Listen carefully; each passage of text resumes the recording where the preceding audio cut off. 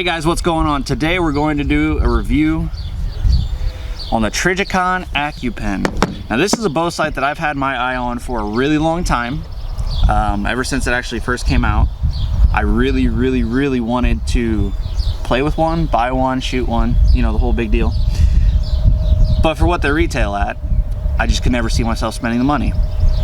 It just so happens I found one on a deal on the Archery Talk forum and I bought it. So here I am. Overall, it's a really nice sight. I mean, the concept behind it, it's got something called bow sync technology, so it's supposed to be able to match to the trajectory of your bow, so you don't have to mess with tapes or anything like that. With that said, the way you sight it in is actually really difficult. You kind of have to know your bow speed, and if you don't, it's a lot of guessing. So basically the way it works is there's a dial right here. That's how you adjust up and down for your yardage. And on that dial is machined, there's a ring that's machined to the yardages.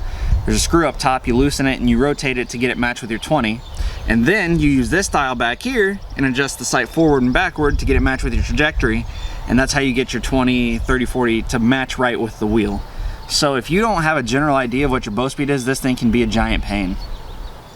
I went in not knowing my bow speed because it's a new bow, new arrow setup. And I finally got it, but it's still not perfect by any means. I still need to do some tweaking. I need to be able to get out past what I can in the yard here, out to 60 to really get it, you know, where I want it. But it's you know, it's good enough for shooting in the yard. The biggest thing I love about this is the pen. It's tritium, I believe, is what they call it. But it's the brightest pen I've ever used on a bow ever. Like, I can shoot legitimately in dark with this thing. It's nuts. So that's kind of where it ends for me as far as things I like. There's a lot of things I don't care for on this bow sight. For example, to adjust your left and right, there's two screws down here you loosen up and this whole housing moves.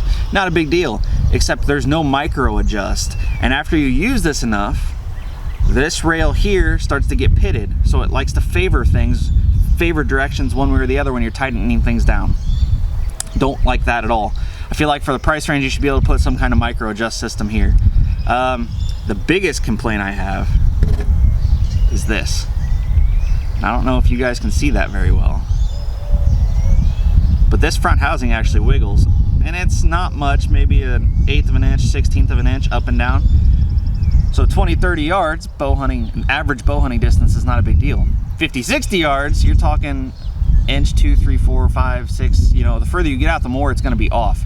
For a $560 sight to have any kind of that is absolutely asinine in my opinion. Really don't think there's a whole lot more to say.